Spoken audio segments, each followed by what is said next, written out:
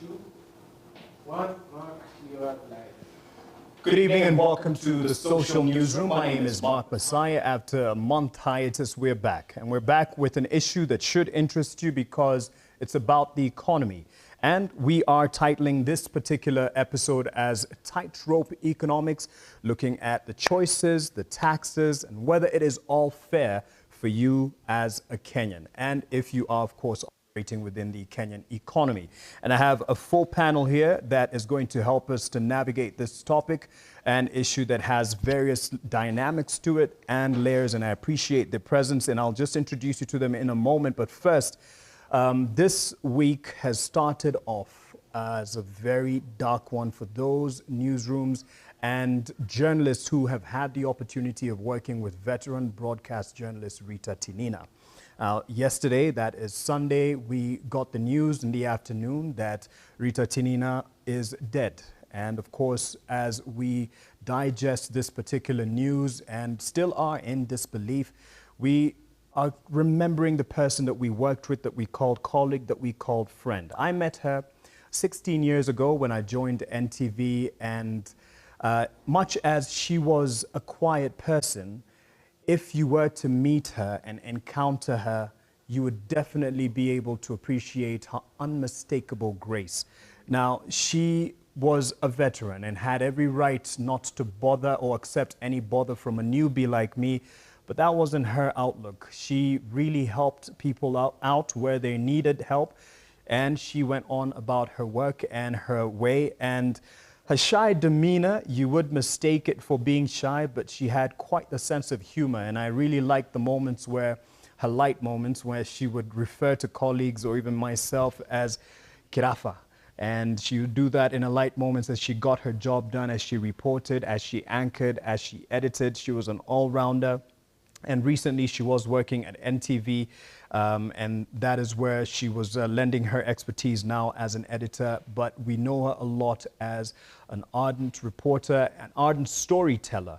And she could make a story out of anything, and a story worth watching. Now, we last spoke during the 2022 general election, and this was quite a lengthy conversation that we had and wasn't planned. We were at the Bomas of Kenya, those long hours in the middle of the night waiting for the results. And just her continued grace and calm spirit was what I remember from that last conversation that we had with her. Rita Tinina will be missed in the newsroom, will be missed by many who were her friends and family. And here at the Social Newsroom, we do say, send off our condolences to the family, the friends, and the colleagues who worked with Rita Tinina. We will miss you, RT. Rest in peace. And I have, of course, as I mentioned, a panel that is set to discuss the issues of Kenyan economy, taxation, the choices that we're making, whether it's all fair for the Kenyans, and if we are on the road, on the path to recovery. But before we get to that, I'd like to invite Leonard Wanyama, the Regional Coordinator for East Africa Tax and Governance Network, who is actually the convener of this meeting, putting this conversation together. We appreciate your presence. Angela Wangeshi, the Program Officer at the Institute of Social Accountability, TISA. Irene Otieno, seated next to me, the Executive Director, National Taxpayers Association, NTA. And Kenneth Okwaro, a friend from back in the day. We used to attend church a lot together, the Executive Director at the Africa Center for People, Institutions, and Society, ASEPIS. Now, I know you all interacted in one way or another with her work or with her personally. I'll give an opportunity to just pay tribute to Rita Tinina. I'll start with you, Leonard. Thank you, Mark. I think I'd like to send my condolences to her friends and her family. I think what I recall about her is that her name was actually like a call sign for a serious news report. And so if you missed it and you'd maybe just caught Rita Tinina, it's something like it's a well-sounding name, and you just need, it was like a signature for serious news, and probably you need to find out what exactly was the item about it. Just by the name, it's just really a signature call about what item was on the news that day. Right. And so I think let her rest in peace. Thank you. Ken, I know you've been a visitor at Standard, but I don't know if you've interacted with her personally, but you've seen her work. Well, I met her mostly on screen. really, like you said, an ardent journalist who you could trust what they're saying on set. Um, so really, it's a big loss to our country, but I'm sure most dearly to her family and her friends who Yeah. we share messages of peace and condolence. But personally, I remember the work that she used to do on the environment, which I think is really crucial right now, and it's a loss to lose someone who was doing so much great work, you know, telling stories about our environment, about our ecosystems. I'm sure she has nurtured and mentored many other intelligent and beautiful women like her who will continue that work. So it's hard, but we accept it with God's grace. Thank you. Right. And her name lives on through the work that she passed on to others. Yes. And to you? Yeah, thank you. We haven't interacted, but of course, her work spoke 1,000 words. Very powerful, yet very beautiful voice. I'm happy that the colleagues and people who have interacted with her now could speak to what some of us could just experience. Yes. So it's sad, 46 is very young, prime age. But we can only pray for the daughter, for the parents, for the friends and family, that God may console them. And we pray that she rest in peace. Asante, Irene. I think it's really a sad day for Kenyans, seeing the messages flowing in on social media where most of us picked it from. And to see a media personality who had a very quiet spirit around her, something that we don't have, we don't witness a lot. And also to hear and just read through the messages, you'd see that she had an influence in a lot of the practitioners in the media industry. And so the mentoring has been immense. So even as we join the families in saying Pole, we also are confident that her contribution to the media industry lives on through people, as you've said, as you. And so we just condole with the family and Kenyans at large. And definitely, we following the reports and updates on the arrangements for the family to give a proper send-off, definitely. And a tribute will be coming your way from the social newsroom. She has touched many in all newsrooms within Kenya, even from KBC, the national broadcaster. So her name lives on, and we say RIP RT. So let's get to the topic of the day, and it's Kenya's economy, whether we're in the path of recovery, the tax regime, whether it is fair to Kenya, and looking at areas that we can explore to make it not somewhat fair, but fairer, if we could use that word, because every waking day we have a new tax that you'll hear of. In fact, today we were meant to have the signing of the housing bill, where, of course, we had the housing levy, and it has been postponed, but it's going to happen because it's been cleared by Parliament. And every waking day, or at least every month, we find this new thing will be taxed, and we feel the burden is already heavy on us. So from where you stand, and where you sit, rather, I should say figuratively, your diagnosis of Kenya's state of economy, just to start as a context for this conversation, your diagnosis of economy from your standpoint, where you sit. Are we on the deathbed? Are we at the waiting room to get examined? Or are we on the path to recovery? Thank you. Maybe to just start off, to introduce myself and my organization. My name is Leonard Wanyama.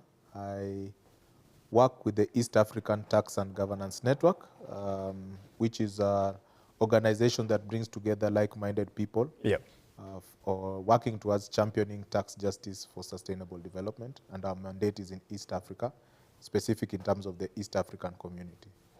Now, we look at tax issues as a way of dealing with the inequality problems across the region, and then obviously in terms of solidarity across the globe, and then with other partners. When we speak to Kenya in particular, Yep. it's clear that we have a revenue distortion. And the direct line is that this is being solved by placing a tax burden on citizens. And this tax burden is very painful. Mm-hmm. The pain isn't because Kenyans don't want to pay tax. The pain is because they are unfulfilled in terms of the expectation they have with the tax that they are giving. So the idea of a social contract as a citizen is that if you tax me, you are supposed to deliver certain public goods. Now, the burden being you're increasing taxes, but those public goods are not in sight, soon coming. So that revenue distortion is where the problem lies and the tax inequality. All right, so that's your initial reading, and we'll dig deeper. Yeah, but just to go on a bit further, Yeah. In this whole situation, Kenya is in a state of trying to stabilize its economy and trying to balance out these problems in looking for the solutions. So we are not, but we are instances where we're on the deathbed and other instances where like there might be some hope. It's a day-by-day kind of situation. Right. But that burden is very prevalent in people's lives. Right. Yeah. From your point of view, he brings out the issue of revenue distortion. What do you see as a sticking sore thumb about our economy and the outlook, whether it's from a standpoint of taxation, whether it's from a standpoint of debt and fairness to the service reaching the Mwananchi?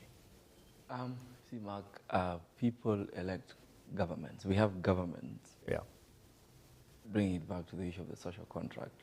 We have government because we have ceded our power and our authority to them to address things that we'd otherwise have done ourselves. In what some people used to call the natural state of things. I would go and fight and get my own things on my way. But we've all agreed to have a government, and the role of government is to use our resources to, give us the basic things we need in life: nutrition and security and enlightenment and happiness. When you look at those things and the state of our country, you tend to get to the conclusion that our social contract is broken.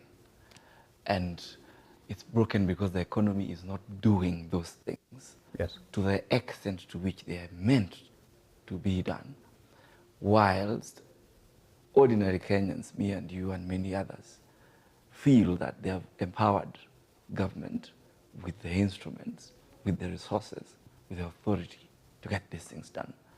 And on the economy, it's not delivering those things. For people who are looking for food, there are guys who have got to make life choices, whether to have a meal or take a child to a health center, you get, or whether to walk back home or use that money for paying rent. So to me, looking at the basis of why we've got government, we have failed ourselves as citizens with regards to the way we've managed the economy to this extent. So coming back to your question about where do I see the pressure points, I think for me it has been bad policy decisions we have made around public debt in the past, especially the past 10 years. They have just caught up with us.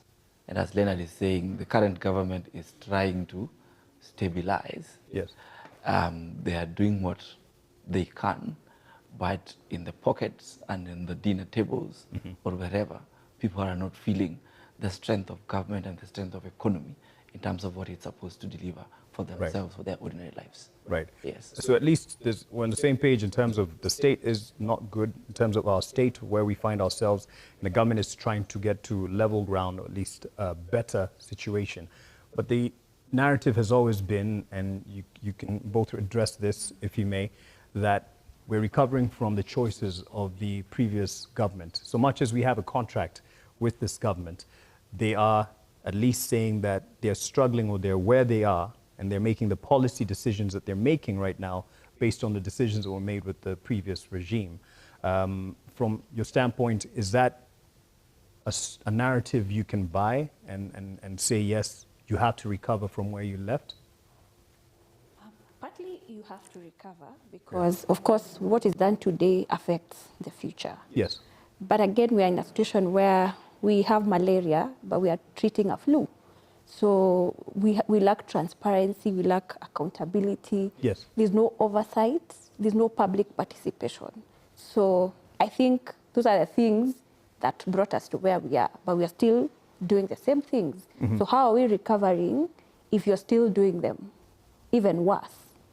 So you cannot solve the problem by doing the same things that caused the problem.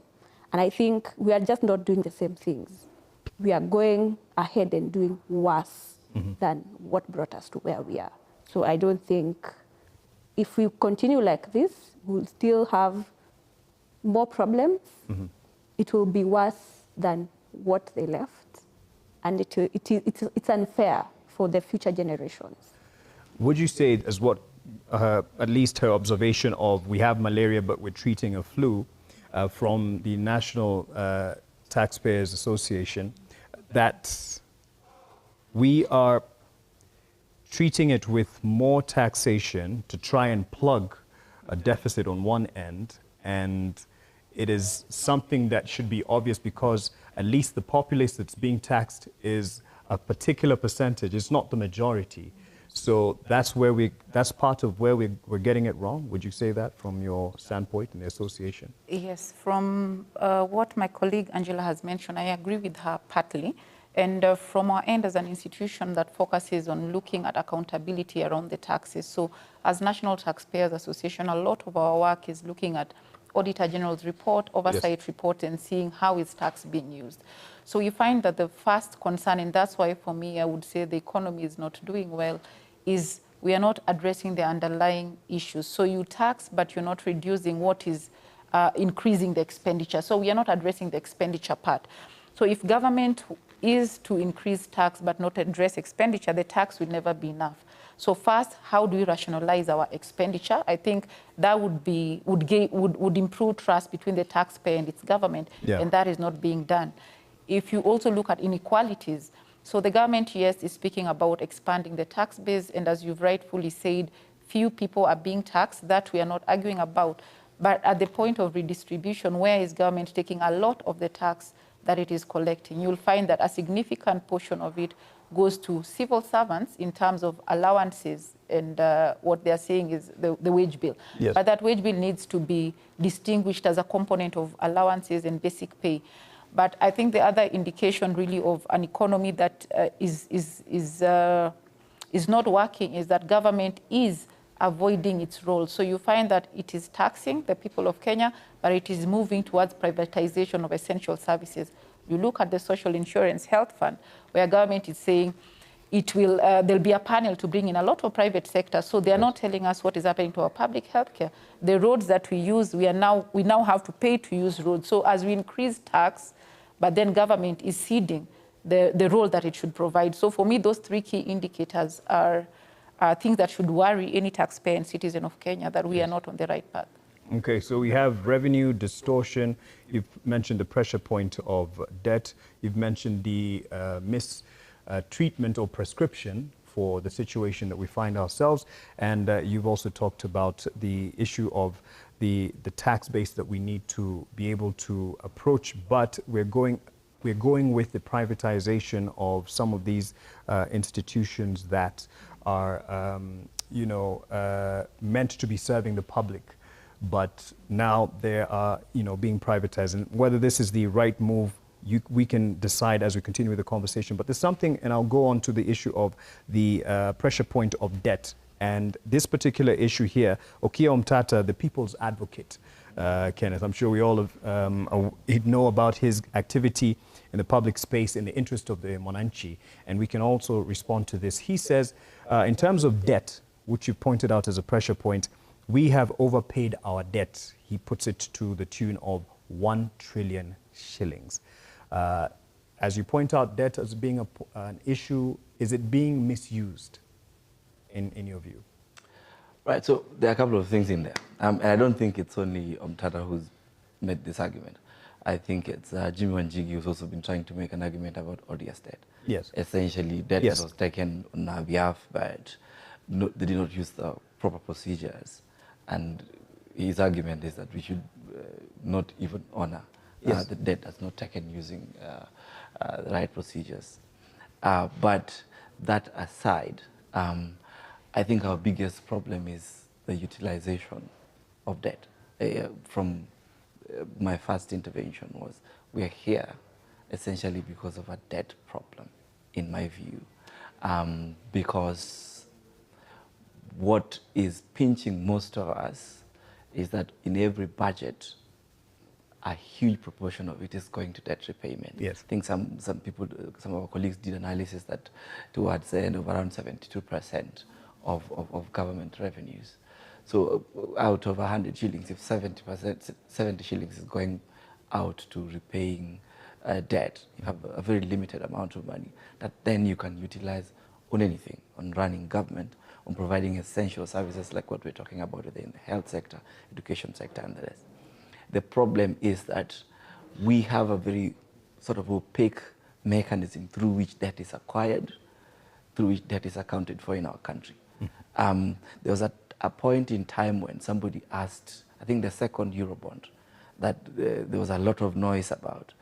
And I remember one politician, I think it's Raila, who said that amount of money, if it came into this country, you would smell it. Like if it was in the economy, each one of us would get the smell of it. Yes. And the Auditor General was saying he wants to go to the US to follow where this money, because government could not tell us where 250 billion was invested in our economy. But we are here this year saying that we are taxing almost things that are untaxable.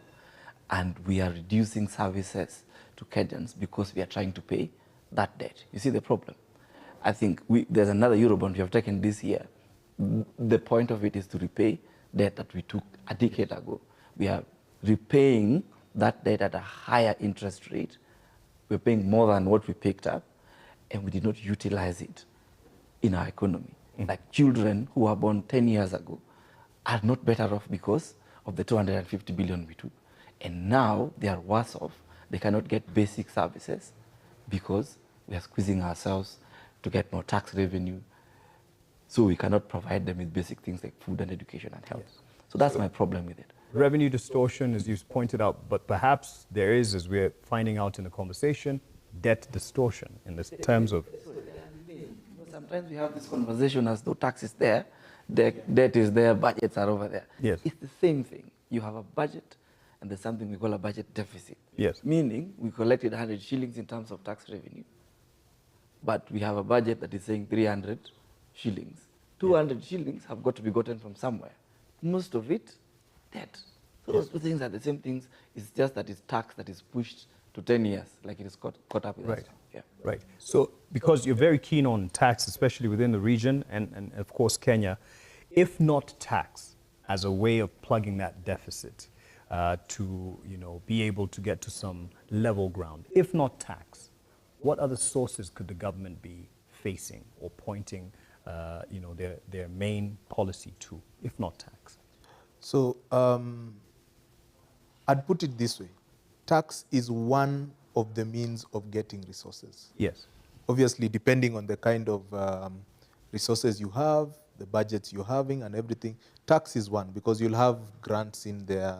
Yes. There'll be incomes, probably the dividends from others. Yes. So tax is one of those. So it's not that there is something that could replace tax, or that debt can replace tax and so forth. No, this is the array of seeking the resources to run your government. So are they justified? Just trying to be the devil's advocate here, because it's come out already in the conversation that what they inherited, we were in a very bad state.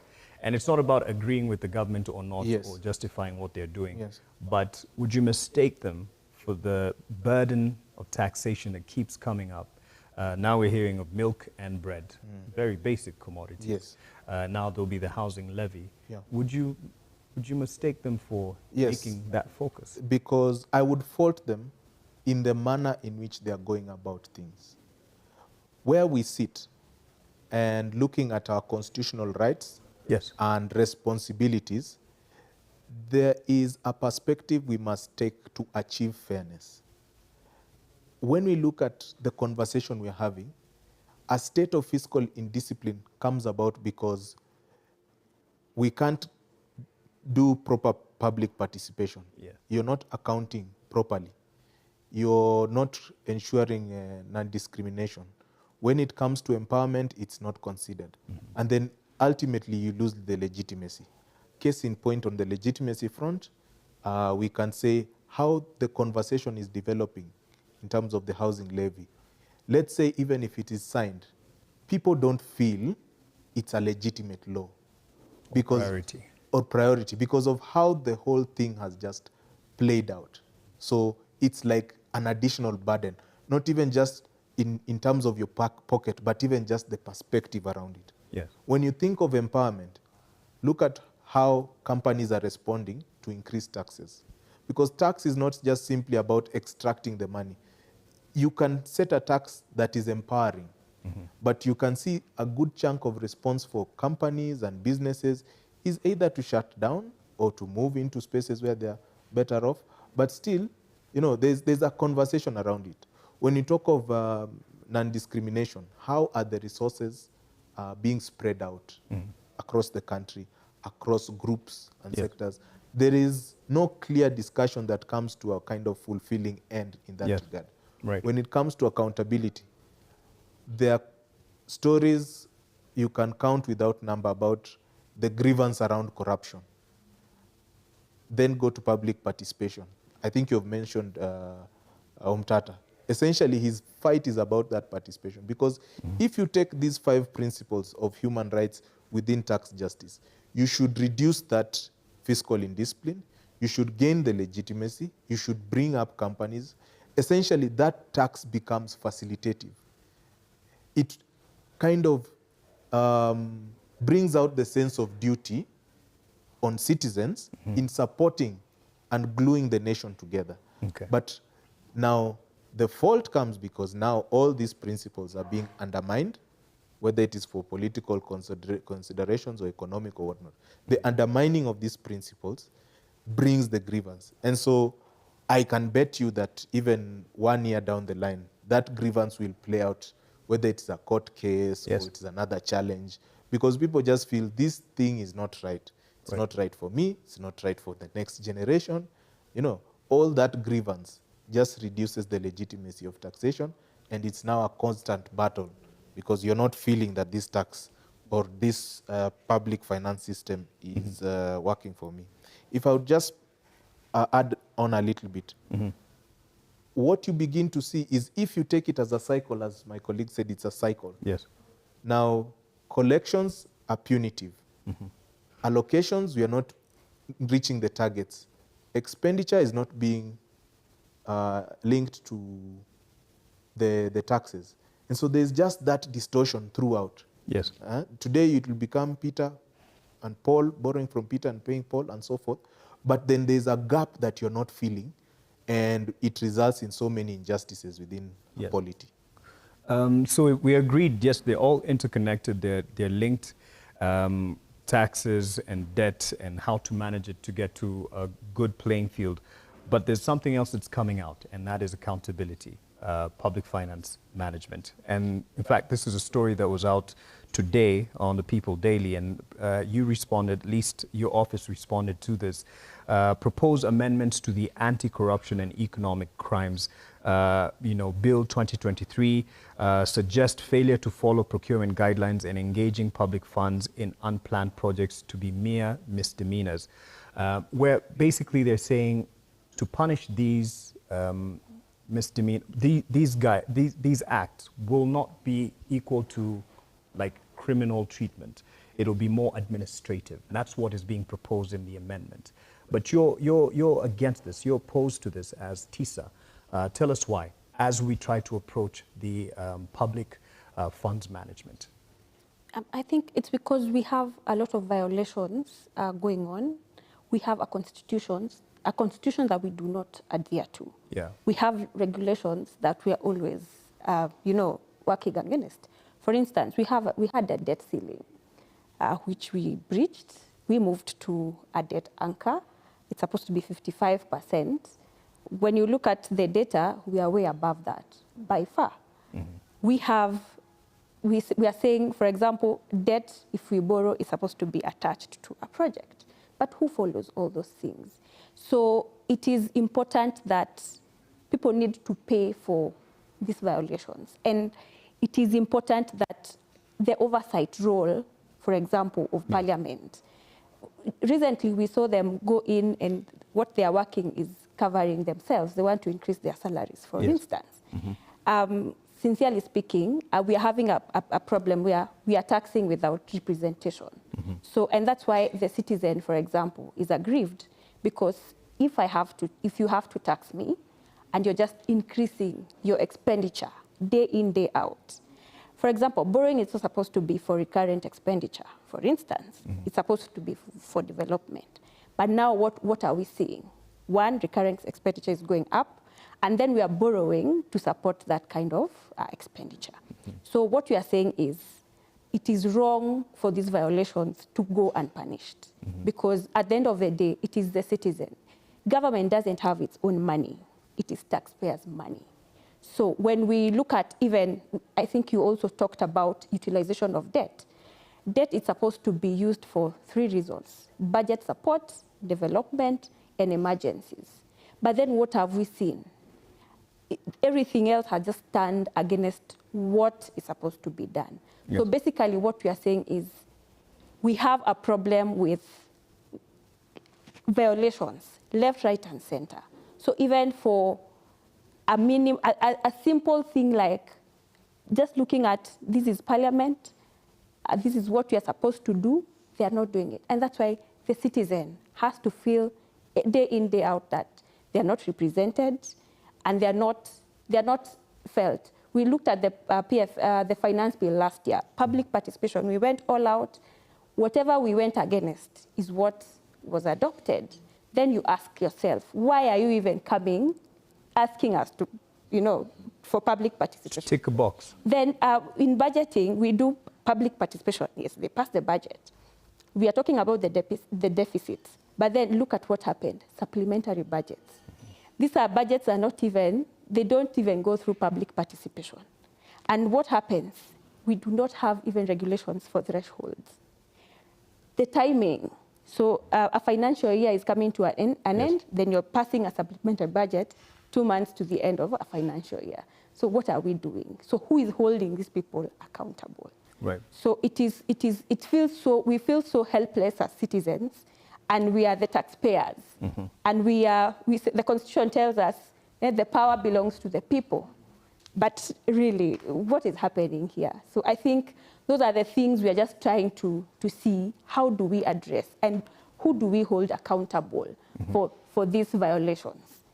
Recently, the Committee for Debt and Privatization, they just carried out an audit for debt acquired between, I think it's January 2022 to December. And you could see, when we talk about transparency and accountability, we have loans that doesn't even show what were the interests, what were the conditions, what were they used for. Yes. And that's an audit done by the committee, you see. And so these are the things we are really just trying, how do we address them, but then how do we hold the culprits into account? Because we need to. Just to flesh out the thing that I introduced earlier, the amendment here is being pushed by the Mbeere North MP, Jeffrey Ruku, and in his amendment, it seeks to decriminalize non-compliance with procurement guidelines and engagement in unplanned public projects. The bill terms them as administrative matters that are better addressed through administrative action as opposed to criminal prosecution, as is the current case. From the National Taxpayers Association perspective on this kind of change, you can respond to that. But another form of accountability, and you've said it yourself on your platforms, is that the government needs to provide essential services first to be able to collect taxes. So in a way, proof that we will give you the service if we tax you, the taxes will go to giving you a service. Prove to us first that we get the service and that the systems work. Then the taxes will come in and we'll see where it's going. But you can respond to the amendments that are being pushed for. Okay. If you look at our PFM laws, it provides that there's personal liability for anyone that misappropriates public funds. And I think that is the language and tone that we need, particularly in a country that is witnessing very low tax morale. So you can imagine what would be the net effect of that. So already if you look at how our tax to GDP is, it has been declining from 18.1% in 2013-2014 2022, 2023, it was at 14.1%. So that decline has still been happening while we are increasing the tax measures. So you can already see if government were to analyze, increasing a tax rate or even increasing a different type of tax head does not necessarily increase tax, because people will find a way of avoiding. Yes. Avoiding it, which one is that one? I've forgotten. Evading. And as Leonard has mentioned, some will close shop because it is no longer competitive and doesn't make business sense. So I think that is what government is not looking at. And when you seek to have such an amendment, it deepens the problem. Because then when you analyze that people are not seeing the linkages between tax and services, then you should at least say, I will improve accountability over the little that you're giving me. Then at least come and say, if you give me this additional, you can already see that I am providing healthcare. Yes. So I would say that that amendment is in very bad taste, and the House should not approve it, neither any of our legislators, because it is an attack, I would say, on taxpayers, and just doesn't make sense. And if that were to be replicated, looking also at our counties, what would that mean? Yes. So I would just join Angela and Tisa to agree that the threshold should actually be increasing, because even with the law as currently is talking about personal liability, we've not seen convictions, very few convictions. So there is prosecution, which we celebrate, and I think divert us and divert our attention, but prosecutions are few. And that's what we should be trying to find out. Do we improve whistleblowers so that some of these things, the public prosecution, can be able to get watertight evidence and not going backwards? But on the issue of providing essential services, yes, government must demonstrate value for taxpayers. We cannot have a country that, if you look at schools, this time, money delayed to go to our schools. Our doctors are demonstrating. Yes. So the whole country, if you look at the key areas where we should be getting services, we have problems. Look at agriculture and irrigation, in as much as agriculture is a devolved function. So we see that at both national and county level, you do not see value for money in terms of services. And where we are applying our money, as I had earlier mentioned, is a lot on salaries and running and maintenance costs. But as also you asked, Leonard, the question was, is tax the only way to raise money? No, but if you put your money in areas where there's evidence that it will generate and it will ensure more people Yes. are involved in productive work, essentially without even taxing more, then you'll be able to collect more. So how much are we investing in agriculture? How are our irrigation? If you look at a country that is saying youth is an important demographic, and you look at how much we are putting to vocational training, when you're saying unemployment is a problem, therefore the youth must go to the informal sector, which you want to tax that base. So if you want to tax that direction, but there are no people doing business there because it doesn't make sense, you haven't provided machinery within those vocational training, then what do you mean? So from my end, I think our government is really not looking at what are the key sectors that can improve the economy, agriculture, youth, such sectors. Put your money there and then reduce your expenditure, because even that investment will take around 2 or 3 years for you to start actually getting people that have worked in that sector and you can possibly tax. Well, I So, have yeah. heard the head of state credit where it's due mention the priority to agriculture sector. However, you then hear stories of the fertilizer and, Nivumbi, sea fertilizer, basically, what is being provided for the farmers to make their work easier ends up being dust. But from the East African Tax and Governance Network, you could give us a picture of where Kenya stands within the region, just to tell us how fair you feel and how equitable the tax regime or tax system in Kenya is. Because some might say, okay, if you compare with Uganda, we're probably not badly off. How do we stand within the region? I would answer that question by avoiding like a ranking. Really? Yes, because Okay. the ranking fools us into thinking we are okay. And that is not the aim of why we are doing this. Yes. Achieving fairness is not a number one, number two kind of thing. It's a question of people's dignity. And that is the pursuit. So it should not be a question of us feeling that we are better off than our neighbors. Because if you think of the region, we are all working towards a certain level of dignity. Yes. But you can quite clearly see In terms of cost of living, in terms of perception, things are harder here. So in as much as we can admit that it shouldn't be a race of who's better than the other. Because the problem of inequality is experienced across all these countries. The problem of the gap between the rich and the poor is expanding across all these countries. We might have cost of living challenges at different levels, but the experience of pain, the pain to public services is the same. Yes. So we are looking at a region that is harmonized in uplifting the dignity of East Africans. And that's the perspective I would have. That you pursue. Yeah. Now, maybe if you would also allow me to comment on the amendment. Yes. I dare say it is in such bad taste that the MP's constituents should consider beginning a recalling process. Because you can't lower standards on such a pervasive problem even before we are halfway solving it. And so it's really, really in bad taste, because one of the major problems in our distorted public finance system are the loopholes, the opportunities for wastage, and the corruption.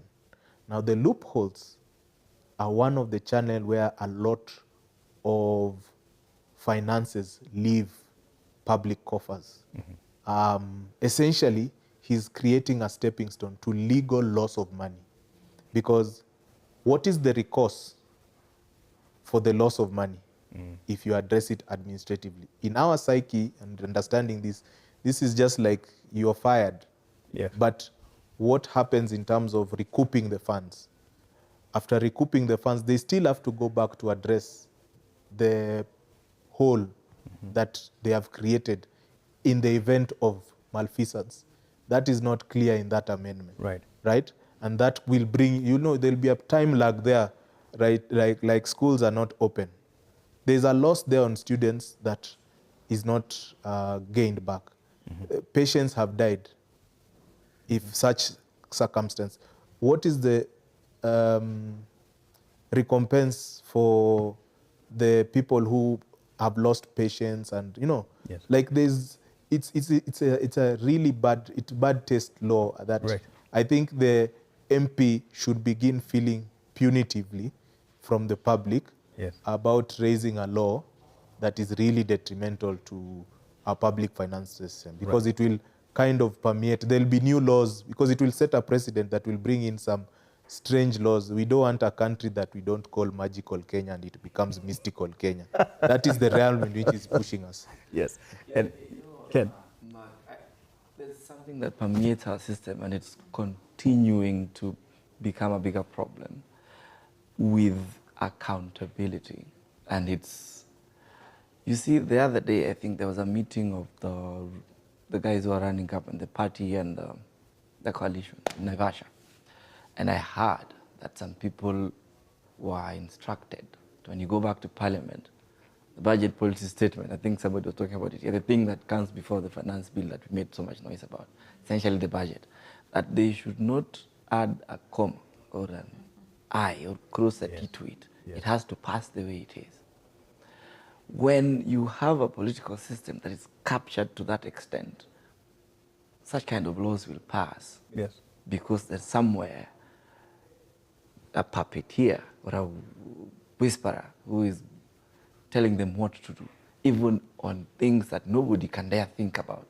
Yeah. That someone has stolen state resources that would have gone into children getting an extra 1,000 bob per child in school, and so to get them food for, for children who are in boarding schools. And a law is being passed in your country not to criminalize that.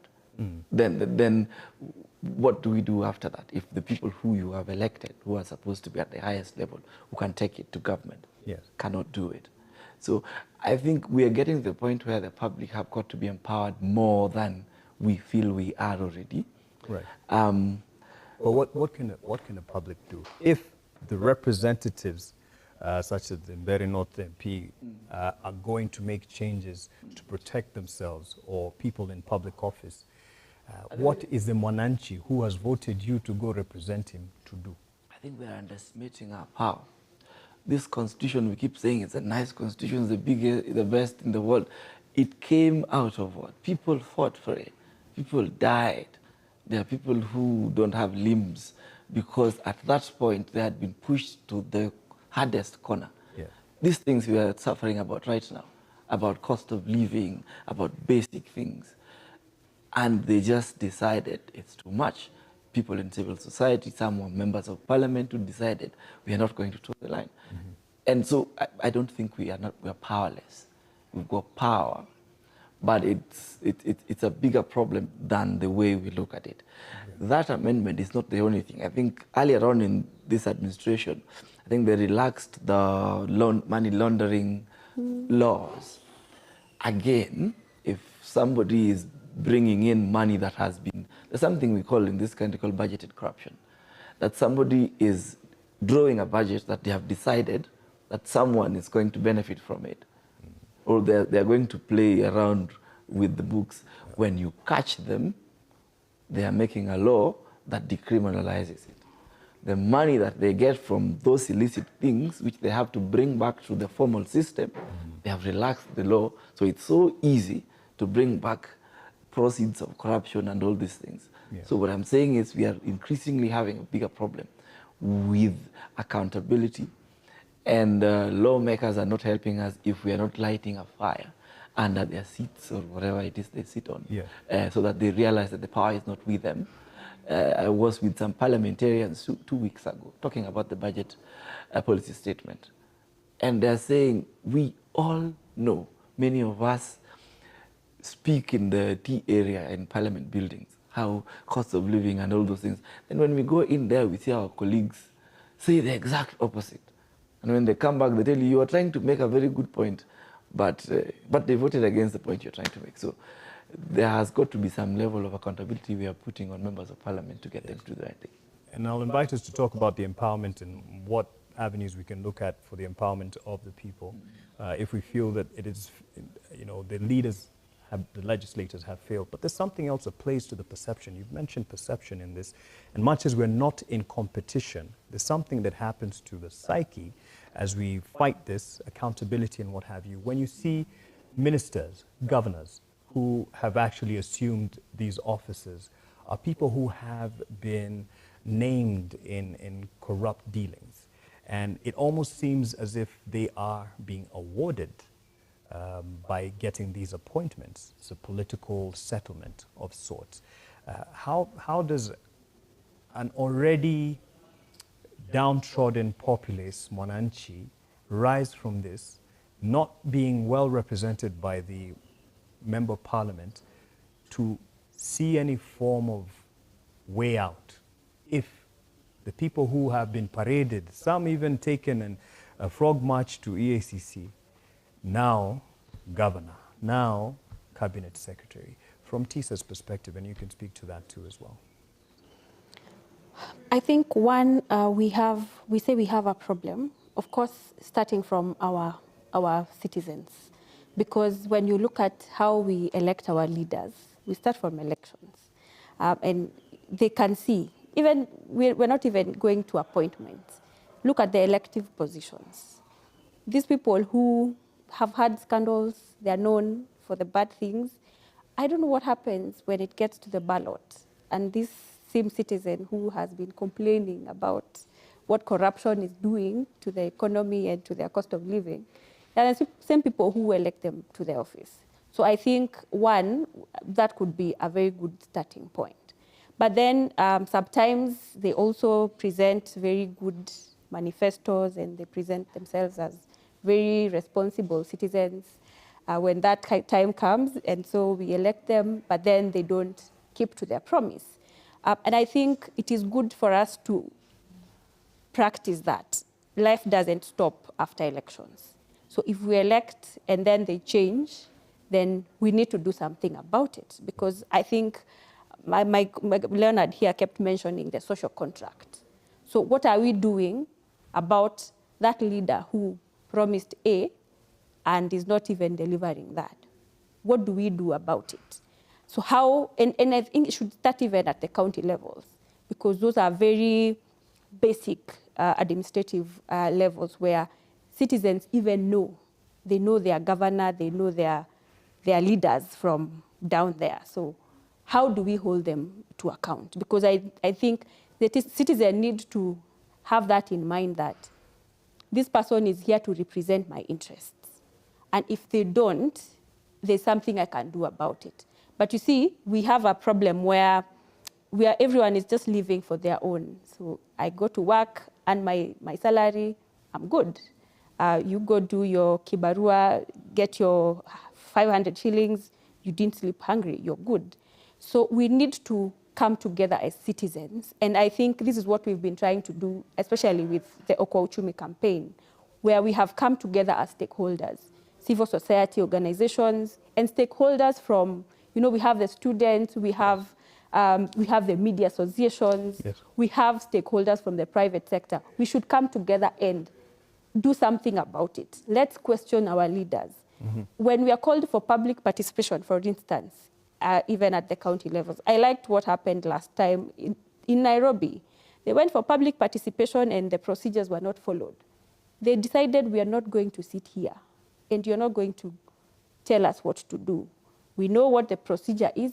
If you're not doing it, we are not participating. Yes. And it starts from those simple gestures, because if they know that we are watching, if they know that we are aware of our rights, then probably these things has to slow down. So, okay. Of course, we have a very long way to go, because we don't even have control. We were trying to protest the appointments of the CASs, but it still went through.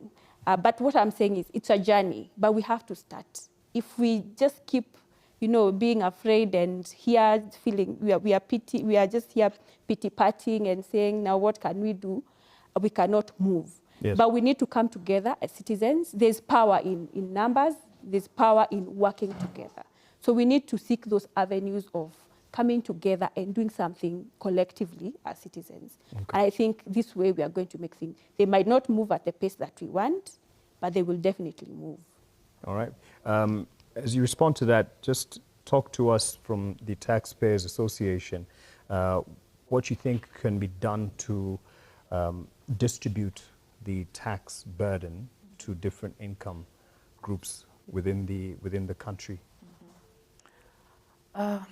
Thanks. I'll respond to that, but I just want to add my voice to the question that was earlier discussed in terms of what can we do with citizens. Yes. And I think I have no straight answer, because I've struggled with this question, and sometimes I tend to ask myself, is it also because we are told Kenya is a Christian country, 80%, but you also look, and pardon me for this, but I have had to look at my Bible twice to see, is it unchristian to question and ask for accountability? Because even in our churches, people don't ask for accountability. So if that is where we have most of the Kenyans, then you wouldn't expect them to ask for accountability from their government. So I think we have to start both at our local, whatever spaces we have, and yes. call out accountability. Yes. And some of these things, Mark, I think would be long-term.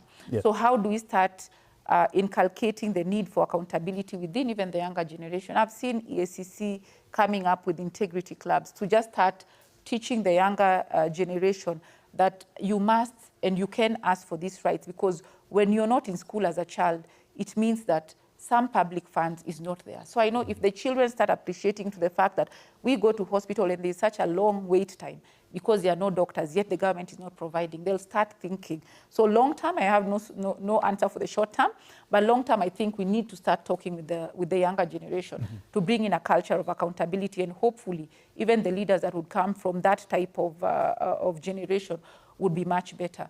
The second, which I think we have attempted as an institution, is to publicize the Auditor General's report. So we have been making simple the county reports and going down to the residents in those counties. And the sad bit is when you look at the county assemblies that should provide oversight, most of them have bad audit reports. So you can already see the institutions that should provide oversight, even at local levels, have a problem. How do they then oversight executive? So you can see we have a lot of problems that we are not giving up in the sense that we have worked in counties that have been able to look at the audit reports that were negative and have improved over the years as we worked with them to show them this is what this means to your county. And as you try to raise even on-source revenue, you will not collect it as a governor unless these audit reports improve. And some have started understanding those linkages between service delivery and the and tax. But when you talk about redistributing, how do we redistribute? How do we tax the different segments of society? So we need to understand how our economy is a significant part of the economy. Only 17% is in the formal. So if you rely on pay as you earn as a huge tax head, then it's already limiting. So we need to agree. And I think the tax conversation is one that we really must have a balanced discussion. So we are not saying we do not want Kenyans to be taxed, because really, if you look at our tax rate to GDP, as I mentioned, it's not where it's supposed to be, even as you look regionally and even with developed countries. So it means we will continue to see a government that wants to increase taxation. Yeah. So the question then becomes, what different policy options are we giving that government in a way that will be equitable and take care of different segments? So I would say trying to tax the informal sector is something we honestly have to agree will be done. Otherwise, a very few people will be carrying that tax burden. Yes. But then if we move to the informal sector, then we need also to strengthen public services, because these are people either in markets. Is there water in a market? Do we have facilities that can make them see those linkages? Secondly is also the way I look at how we are going around excise tax as also a tax head, where we are moving to things that were traditionally not under the excise tax head. So we need then to revisit and say there are some products that really must take their fair share of tax, and narrow down on, say, tobacco companies. So this is a product that has very bad health impacts. But if you look at what our government has said in its Tobacco Act, is that it will tax this product to this rate. But you find that because of intense lobbying from those players, we tax them very low. It's actually at around 36%, as opposed to what the law says, 70%. While then you tax a smaller player. So if we also look at what type of product is negatively contributing to a certain scenario, see the NCDs, tax that a bit higher. Look at the conversations around illicit financial flows. How much as a country are we losing in that? I think colleagues here have done reports that look at how much we are losing by giving tax breaks to export processing zones and issues like that. While at the African region and even at the EAC, we've agreed that we need to reduce these tax expenditures. Okay. But our government in its own report says it does not even include those tax expenditures as a loss. And we are losing billions on that area, but you'd rather tax a smaller player. Yes. So I think we have put a lot of options, not that we are telling government do not tax, but we are telling government this is what is strategic to tax, this is what other regions are doing within the region. And even the medium revenue strategy that was being discussed talks about how do we even harmonize what's happening at EAC. So all of those conversations, and so to answer you, Mark, in a nutshell is, we will have to look at taxing the informal sector, but strengthen services so that discussion is palatable. Secondly, look at the conversations around excise and put the rightful products under excise tax head. And I think the bigger problem again is the VAT. So what are we doing with VAT? Is it on essential goods? Because that already means that the most, I would say the ones that are mostly affected, the poor households, consumer products will be greatly affected. So how do we take care of those groups? I think if we are able to look at those, that would meet us halfway, and we will then be able to agree even as we move towards increasing our tax to GDP, because we will have to have that conversation. It's a conversation that we've had, but where the tax raising measures is not as antagonistic. We are having very crazy judicial processes in court. So if there's that discussion, give and take, then we are there. But when I look at the tone of our government, which is to say Kenyans don't want to be taxed, that is not true. So I think the government and the executive have to also look at the language when you're speaking with the people that you expect them to pay. And I would say citizens also need to be as aggressive as we were with this finance bill, so that just as the politicians are very keen around election after 5 years, Ours should be every year within the finance bill. As the politicians look at elections, we are strategizing now, how do we address the finance bill that is coming? Right. What give and take can we have with our government? I think that would be something in the right direction. Leonard, let me just throw in Leonard here. Just hold your thought, Ken, because she's mentioned a lot about not necessarily benchmarking with East African region, but being able to draw examples of what has worked in being able to distribute the tax burden to other income groups, and maybe the tax breaks that we're doing. What, are we prioritizing the right things? So yes, you've said correctly, we're not in a race. We're not trying to say we are better off than. But there are perhaps things that we could borrow, maybe even beyond this EAC, East African region, that you could propose. And I've seen you've met with Musalia Mudavadi not too long ago. You know, you're meeting with these decision makers, and you can bring them to the table and tell them this can work. It doesn't have to be a fight. It's a conversation. Let's reason together. So what do you think can be done, and with examples that are drawn within the region? I'll focus on the question of VAT, for instance, and excise, the ones she raised. And I'll bring it back. I think you had mentioned something about taxation of bread. Yes. And I think if you look at the challenge of inequality, then we must kind of develop some sort of humane tax logic in addressing this. So as civil society engages with our leadership and our politicians and so forth, as the public comes for all these public participation meetings. So for instance, we are hoping, of course, there'll be better participation in the next finance bill and probably the budget. There should be a sense of a humane tax logic. Because what we notice is that the difference between maybe Kenya and our neighbors is that they haven't lost that humane logic of taxation to just increase taxes on bread, increase VAT and whatnot. The language about zero rated versus, you know, those things, the underlying reasons for that should be considered in understanding how the products are taxed affect people's lives. So for instance, you know, tax and public finance is a devil in the details kind of conversation. When you go there and you start talking about taxation of water, you have to be very clear so that you're not told that we are only taxing the plastic bottle to save the environment and we are not taxing the water. Meanwhile, while you might think that it's actually majority of the poor people are the ones who are relying on that 50 bob or 100 bob plastic bottle, because now that is at least a guaranteed clean water product as opposed to any other place that they might buy. So just understanding the logics of this so that you don't just come up with blanket taxes. Very interestingly, last year, there was taxation on wigs and beards. Wow. I am sure, you know, even... I was a bit concerned. I can imagine. And soon after, we had the tax marshals, so you are probably expecting being kind of inspected. But yes, we have to have that.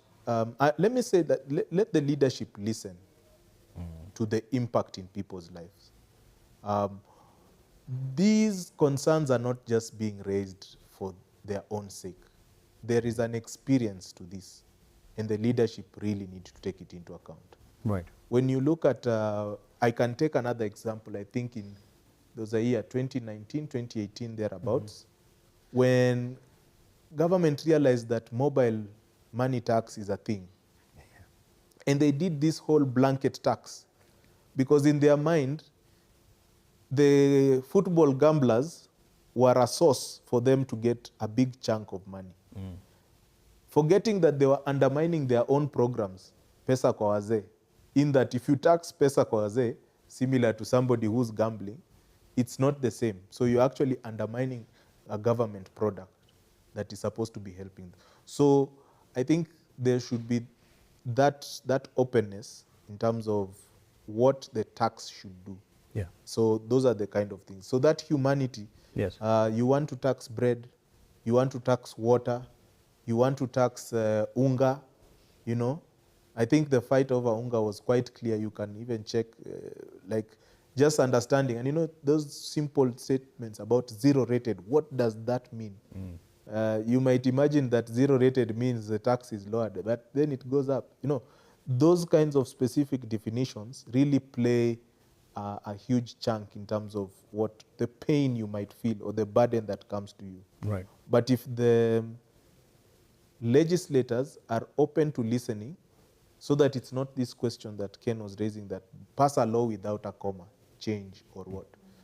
It is those commas and full stops that actually change the tax law significantly and impose that pain on citizens. So there should be that openness to have a humane tax logic in discussions that balance the process that we have in terms of kind of resourcing our government. Okay. Ken, I think you want to jump in on the widening the tax base. Yeah, what I wanted to say is, for me, we are looking at it, well, there's a different angle to all this that we need to look at. I feel that we have an expenditure problem rather than a revenue problem. Let me explain. The budget that is we are going to read, looking at the budget policy statement, is increasing the budget by around 900 billion, close to $1 trillion. What is the reason why? What changed last year to this year that requires the budget to shoot by that amount of money? What is the justification? If this year we are saying we have been hard, so why are we increasing the budget, you see? But what that means, that increase in expenditure, what it means is that you need more tax revenue. What does it translate to if that bit of it is implemented? We have done some calculations. If it goes without the commas being removed and all that, what it means is that we are going to require about 365 billion over and above what we were already paying last year. Meaning, for anyone in this country, even if you calculate children, they'll contribute about 5,000 shillings more than they were paying last year. And for the people who work, the guys in, what is it called? The age where you're productive, if you use that matrix, then each one of us are going to contribute an extra 27,000 worth of tax this year, whether you're going to like it or not. By the end of the financial year, we are going to do that. Is the answer austerity measures? Not necessarily, and that's why I was giving you that example to drive a point. There's a point that Irene was making about tax incentives. We've done an analysis that shows that every year the government forgoes revenues to the tune of nearly $500 billion. We're either not collecting it or we are letting them go with it for every other reason. Somebody justified why we are giving tax incentives to guys who are importing choppers. They gave a reason. Whilst we have increased the tax on something as essential as fuel, that is affecting everything. So there's a lot of revenue that government can still collect and bridge the deficit without bringing ourselves to where we want to tax unthinkable things. See why Leonard was saying, if you look in the other East African countries, nowadays Tanzanians make a lot of fun on us on Twitter, on X, about how we don't have lights or we only speak English, but we are suffering because of the tax policies we are making. Yes. We're trying to tax almost everything because we have increased our expenditure unduly, in my view. If budgets can begin by saying, why do we need to increase the budget in the first place? Yes. And justifications are made. But of course, getting our parliamentarians to have a backbone to get this justification from Treasury, then it can limit the extra revenue we need to get from citizens. When you do that, then some of these areas we are going to tax, where we shouldn't tax, or where we are increasing the tax rate, maybe we could not. May I ask on that point of the missed opportunities of getting tax and the government getting tax from different income groups? For instance, you mentioned the choppers. Yeah. And would the answer then be, because I do not think the policymakers don't have this knowledge that there is other avenues that we can tax beyond just the basics, ya mwananchi, and just the formal sector, the salaried, and say that there is the interest groups that are protecting those income avenues so that they're given the tax breaks? Because you find even in bigger republics and economies, the richer, they have more breaks or they can find more loopholes to go around. But you see what, Mark? I think last year we were looking at the national tax policy, and we were trying to provide our feedback, which was largely ignored. Yeah? Yeah. But one of the things in there is the amount of discretion that the CS for Treasury has in terms of who gets those tax breaks, those expenditures. So it's $500 million. One person or a few people have the absolute authority on where to provide it. Mm-hmm. Now you get that point about tax lobbying and all that, which happens in every other country. Yes. So whoever is interested in getting a break somewhere, so they will ask for audience with the CS or with a bigger person in front of, above the CS, and they will get it. Whilst the other people suffer, the other people who shouldn't be taxed the way they are being taxed. Right. So there's a problem in the amount of discretion that Treasury has with regards to deciding who gets incentives. But isn't that the case? So in this instance, as I said, there are three problems: loopholes, wastage, and corruption. This is a classic case of a loophole, right? You have all this power vested in an individual, mm-hmm. and we don't know exactly, but history has shown with all that power in that office or in that individual, there are all manner of maneuvers that could happen that would benefit privileged people or interests as opposed to the general public interest. And so if that power is there, it has to have a check, and we have to plug that loophole. So this is a classic case of a kind of a procedural or systemic loophole that we have to think about in this instance. But they are littered across the public finance system. Yeah. And these are the things case by case we have to look at, whether it's in the finance bill, whether it's in instruments such as double taxation treaties in terms of a treaty between Kenya and maybe Mauritius, or Kenya and the Netherlands, where you have your tax at 30%, but because countries are coming from there, they are given at 16%. So yes, you're looking for that investment, but you're losing out, probably because you're claiming you will get jobs for people, but then you get the jobs, then you strain them with taxes again. So you can see this kind of conundrum and cycle that is so kind of burdening people. So we have to think through all these instruments, all these loopholes, so that we can plug those situations and improve the revenues. Irene and Wageshi, I didn't give you an opportunity to respond to that, but you can, in terms of possible policy changes that could limit that discretionary power that we have. Is it possible? Or is... I think it's possible, looking at the fact that we also limited the powers of the Commissioner General when you're looking at inflation adjustment. So that office had what they perceived as too much power, and that was limited within the Finance Act. Our current Finance Act. So I think if there's deliberate, if there's political goodwill, nothing stops, because I would say it doesn't align with any principle of PFM to give someone, one individual, that much power. So already the overall, like you look at the Constitution and Chapter 12 and looking at anything around PFM, it doesn't allow that. So it would then be easy to have a basis, because any law then has to be, should not go against the Constitution. So that would be a direct one. But as Leonard has said, the question is that he mentioned it being as a loophole, but I also look at it as a great avenue for corruption and kickbacks, because if I have the discretion, then it means people come to me, I get my, so I look at it as, I don't think there'd be appetite for that, but we can continue trying, because it doesn't really make sense, particularly when we are looking at, if that discretion had been used well, then we might say we don't want to limit, similar to, I think, what they are saying within that amendment on whether it would be personal liability, what you mentioned earlier, is because sometimes you feel when it's a law proper, it restricts. But you can only allow it when you can see that that discretion has been used very well. Yes. But we have seen that that discretion has not been exercised well. Therefore, there is need for it to be reduced. And so, yes, I think how it has been exercised has been wrong. So therefore, there should be a push to restrict and reduce that discretion. Yeah. But political goodwill is what we're Yes. talking about. And if we don't have that, then it's going to be quite a difficult one. But Those parliamentarians had the backbone to keep these guys to account.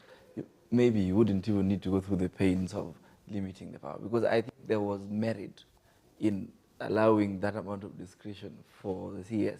Then when we hadn't thought about these other things they can be doing, yeah, but they could be doing those things, but we have parliament that can summon the CS, and the CS can come and respond. But you see parliament calling CSs and they don't come, and when they come they're behaving like they're not accountable to parliament. right. So Perhaps to answer your question, what explains the increase in some of the allocations? You said 900 billion? yes. I mean, we have the CAS position. That's just part of it. But we have the CAS position. It's going through, and a wider wage bill in terms of how much will be spent in paying for these services. But is there one thing that has been done to translate voluntary submission of tax in any jurisdiction in the world where you've seen it actually come from the people and they've said, because of what we have seen work, perhaps Singapore, I don't know if that's an example, that we could use, because yes, it's not that people don't want to pay, but they're already paying a lot more to even set up that one business. Nalipa kanjo, nalipa karao, nalipa sujui nani, just to do business before even break even. But is there any incentive that could actually bring people forward to say, okay, if this will translate to, I'll have water for my biashara, I'll have a clean, there's a road, a tarmac road, it won't be dusty, I won't be busy, watering the road because of vumbi inakuja kwa kibanda changu, and basically the essentials that will make my biashara easier. What can be done? Because we agree taxation is one of the avenues. It's a main avenue. So we've done research to that effect, and that is all that can be done. If you want compliance, deliver on services, plain and simple. If you don't, Kenyans will become clever, or any other person in the world becomes clever about avoiding taxes, because I wouldn't call it an opportunity cost, I'll call it an opportunity loss. Why give out money, lose it? So it's double loss, because I gave out my taxes, no services. Every day I'm suffering, so I'm going through another cost of fixing my car or getting extra cash out of my pocket. Hence the reason I'm saying it's an opportunity loss. Okay. Now, when we conducted a national survey in Kenya, they said the reason why they would consider avoiding tax is lack of services. That is primarily it, right? You might assuage or maybe kind of mask things a bit when you have technology. So there was the gain we got once we started doing like online returns and those kinds of civic education. But you can see over the years, the tax has increased, but it has not reached like the optimum level it should be. Yes. And hence the point of this is not a revenue raising problem, it's an expenditure problem. Right. And so when we look at how badly we are spending our money, then it starts affecting taxes, because do I need a CAS or do I need a road? So if I give you my money, what will you do with it? You'll get someone else to work, and they're not in the constitution, or that is the direct logic that harms compliance. Yes. And so you've probably seen at the local level particularly, service delivery protests. You don't have a toilet in our market, the ward administrator has it rough, a little protest there. When that toilet is sorted, things are okay. Right. Recently, I think at a rally, I think it was the governor for Bomet, he had it really rough. Protesters were heckling him. And at the local level particularly, that is essentially the expectation. Because if you're not delivering and you're close home like that, not even the president will save you. Yes. When the people now are coming. Because you see, for them, they were very clear in their mind. This governor is not doing his job. We are not going to wait for an election. either he fixes this situation or gives a direction that fixes the situation, or it's just going to be heckling. And we have that talent for heckling. So people should expect it being rough for the next 1 to 2 years, Right. particularly leaders in Right. that respect. Yeah. Yeah, to push for change. Yeah. All right, we're in the wrapping up session now, where we give our last comments, and we've all given what we feel is the main issue that we should be approaching. And if you were talking to A, Mwananchi, and B, the leader, the executive, I'd ask you from the organization that you represent to tell them what they should prioritize, what they should do. Mwananchi and the executive, the leaders, basically. First, because I think our main worry, and as an institution, would be to the citizens. So ours is that you cannot really delegate the role of oversight to institutions, because we've seen that has failed. At national level, Parliament hasn't done as well. The county assemblies haven't. If you look at our ethics and anti-corruption, not much has done, neither has the public prosecution. So the citizens cannot afford to delegate oversight to institutions. It must be something that they deliberately do. Do they look at their audit reports? Do they mobilize within local areas? Because we have seen actions, a little, it's not much, but it has been there. So I think that would be my call to the citizen, not to assume that someone else will undertake the oversight role. They will only complement what they are doing at that local level.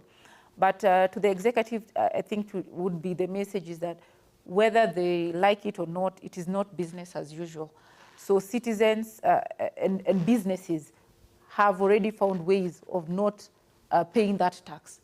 And that has been shown by how our tax has been going in terms of the percentage. Yeah. So then the elected leaders must be alive to that fact. And the other call to the executive is there is need for equality. We cannot justify why per diems will be 14,000 per day. That is for a general going out. But FPE is around 5,000 per term. So those inequalities is what I would want to draw to the executive, that it just does not make sense, and we will not develop in terms of human development indicators like education and budget. So if they would cut down the cost on the allowances and free that resource to essential public services, that would be able to address somewhat the tax morale that we are seeing going down. Thank you, Irene. Angela? For the citizens, they need to do more. They need to, they need to get engaged. They need to get involved in what is happening in governance. We have been cultured to see like politics is bad, but politics dictates everything. Politics dictates the tax we pay, dictates how, the service delivery in our level. So let's get more engaged. Let's get more involved in the politics of this country. Let's hold our leaders to account as much as we can, because, we are the people. We have the power, so we can do better. To the government, we have an expenditure problem, a big expenditure problem. So we need to first address that. And then the next one is, yes, what does the taxpayer get in exchange for that? Not in exchange, because actually we pay taxes to get the services. And so I think, like Irene has said, one of the incentives is to get the services. Let's get the services, and that will motivate citizens, one, to pay tax. And also this overtaxation, where we overburden a particular group of citizens. And then, we are human. So if I see that I am like 40% of us are paying taxes to be used for the rest of us, by the rest of us, it is very unfair. So, it needs to be more strategic in how we raise our taxes, ensuring, of course, the equity. And also, like we onboard, I think everyone needs to pay taxes, and then we need to see what our taxes are doing. Do you think we can get to a point where, not snitch, but tuseme tuko soko moja, alafu naweza sema, lipi? But you see, the efforts, I don't know, this is so I pay, the same business, I pay tax or whatever, excise, VAT or whatever, and I know you don't pay. Do you think we can get to a point where it's citizen action? But even if you do, but I have seen this in let's say Uko Mashinani. Okay. What happens is when this we are calling them tax marshals. When Yes. they come, we have 5 shops. The one who is in the system is the one I will follow to see if they are paying. Okay. The one who is not more of my. So there's that where more effort goes to, if you're in the system, you're the one who will be forced to comply. Yeah. So there's that, I don't know. But kuna hiyo uchungu niko nayo, mimi nalipa na najua ule alipi. But sasa, You get- now you see what the citizen will do is work hard to be that one who does not pay. But again, we said it's a loop. Why am I feeling the pinch for paying when the other one, because I am paying and I'm not seeing Okay. the services. Okay. So I think it's a both way. Of course, there's that incentive, but it's what the government needs to do and Yes. it's what the citizen needs to do. Okay. But I think key is service delivery, because it is the only way Yeah. we feel value for the tax that we are paying. Right. Then I think the other thing is, like we've said, accountability. If you're not accountable for what you've been entrusted to do, Yeah. if my member of parliament cannot represent me, we will be working very hard to protect themselves and to pass some laws that are allowing some of these inequalities to, I mean, it is so wrong. So it is important. We have entrusted them with the power.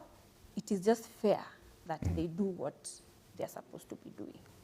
Irene has said it right, and she's also spoken to the part of the citizen. But a citizen would also say, in the name of accountability, minus the place it's played by organizations like the ones you represent, that opposition, we need an opposition to do this bidding for us in a way. Is it right to have that expectation as you speak to the Mwananchi and executive? Yeah, I think that question about people snitching, the opposite is what happens. When Kanjo are coming, the first shop that they knock to, they'll call everyone else on that line and say they're coming. By the time Kanjo reach here, they'll find, oh, the doors are closed. Yeah. So citizens can actually do the opposite of what you're saying very well, and government will lose even much more. Yeah. And actually right now, that's what's happening. I think for me, if I'm speaking to ordinary citizens like me and you and everyone else, is that we are on our own. The people that we are expecting to represent us or to say the things the way we feel them are not doing that. Mm-hmm. They're captured. The ones whose souls are in the right place are the minority, and they cannot do anything about it. In those institutions, in parliament, the only thing they can do is walk out, or they can make noise like the rest of us. And so what Irene said, I think it's Irene who said it in the beginning, we've got to take back our power, the one that we delegated or we gave to these guys, to complement and in fact do more than they can do, because we can now see that it's captured. If it's not captured, the few who are there cannot do anything to change. Yeah. So it has got to begin from movement building at the ground, those little shops or mama mboga who feel it, or you and me who go to the shop to buy a thing or two, and you can see how bad things are, and we begin to look for the accountability we are asking for. To government or to the leaders who are in charge of these critical institutions, there is a saying that's mundane, but it makes a lot of sense, that when you're in a hole, you stop digging. And I got the sense that we say so much that we're in a hole that was dug by whoever. But even the level of the hole that we were left, we are digging further. And you can see it with unnecessary expenditures or with policy decisions that are going to be worse in the future. If you take, for instance, the idea about debt and the cost of debt, we have taken a Eurobond, have we not? The cost of that Eurobond is nearly 10%. We are taking debt at a 10% rate to pay for debt that we took for 5% 10 years ago. What it's going to do is create as a problem next year, a debt servicing problem next year. So we've got to stop digging further, both on the expenditure side, but also on these policies we claim so much to be implementing to stabilize the situation. Right. Yes. And to you, Leonard, speaking from your perspective, representing the East African Tax and Governance Network, the government, you'll speak to the Mwananchi and the government, but the government holds that it's justified by its move to push more taxation because they found an empty store, as they say. What do you say to them, the executive and the Mwananchi? To Mwananchi, I would say whenever you meet a public official, ask them what are they doing with your taxes. Hello, how are you? Why are you here? How much did it cost? You are here in a big vehicle. How much did you fuel? Be very direct and ask those questions. Public officials are not used to that. You know, you can go into a meeting, they tell you about, we have tea here for you and you're feeling, it's very hospitable. But ask them how much they paid for that. That is the level we need to put fire to their feet. This Weshimir is coming with a few thousands. They'll give you. Yeah, you have to be brave. People look at the immediate need. That is the dynamic. You know, they are shifting you so that you don't ask. But take the opportunity to ask. So you get that money and then what? Right? So ask about that money. Take an opportunity to ask about that money. If you don't, and you decide that your opportunity loss is to take that money, fine. But you will pay in the very near future. Ask about the money, whether it's county, whatnot. Ask about how the money is being spent. That is a very personalized situation for many Kenyans. It takes a lot of courage and bravery to do that, but make a point of asking. Why is this meeting being held? Then if you're not asking about the money, why is this meeting being held? Ask those questions, very personal questions. In that forum or whatever, just ask those questions. When you meet a public official, it is your right. You are protected, but ask those questions. That is specific to Mwananchi. To the leadership, we understand we have a challenge with our finances, but listen to concerns about how we are implementing these taxes. Listening is not, we have the forums already, finance and planning. They attend meetings sometimes, you know, in barazas, or, you know, we call them to a forum, they tell you what, but listen and work towards that implementation. We have seen over the 5 years instances in which proposals have been taken and they've been helpful. So we know it works. Our situation right now also needs to be more engaging and open in terms of taking up the concerns of citizens. If you listen more, you begin to build this legitimacy. Because even if a tax is hard on Kenyans, but the justification makes sense, there is consensus on that legislation or that policy process, I think you won't have a problem. The issue is there is no consensus, there is no discussion. You are just ramming things down people's throats. That is what Kenyans don't take lightly and are finding offense with. Right. So listen to them, engage with them, justify. Of course, there's a political angle to this, but still come to that point of consensus. Because I won't use the word compromise, consensus. Like really, when we balance out the interests, this is the right place to channel the tax. We'll see how it works in 6 months to 1 year. Otherwise, you still have situations where you saw a tax that came in, but the targets were not reached. You know, that shouldn't be the case, because it's a small step where if I'm aggrieved, then I become a tax evader. Yeah, because now this side, it's just that the law is not legitimate. Yeah. My concerns are not being taken care of, and hence I might as well now live in some shadow economy somewhere, and I'll survive because, as you said, it's my personal needs now rather Yep. than greater Come good. first. Yeah. Right. Thank you so much for this conversation around taxation, whether it's fair and looking at ways of making it more, equitable in terms of the service delivery, if it translates to that. Also the debt issue, and of course we have a big problem on expenditure, and these are things that they know, yet we see the government still growing, and we hope that they listen, as you say. And also that the people do not feel powerless, that there is something that they can do and not delegate that duty to just an institution. And as we know, you've said it, sounds a bit hopeless, but you've said it, we are alone. We are alone.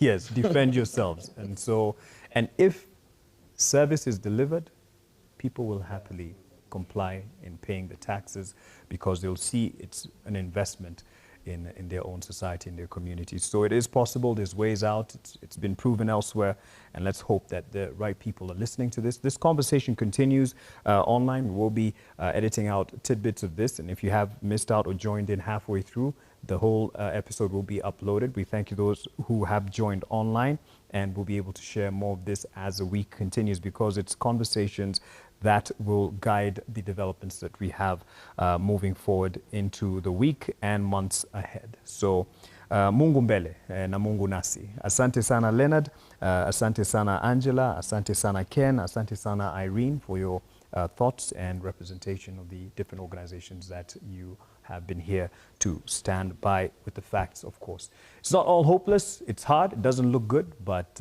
kuna njia. So, and I hope you appreciate that from where you are, where you, whatever your sector is, where you work and what you do to make a living. It's possible. There's a way out and you have the power. Thank you for watching the Social Newsroom. We'll be back again next week. And this conversation, of course, it will be expanded, hopefully in some time for a bigger audience in the town hall. In fact, that was the initial thinking.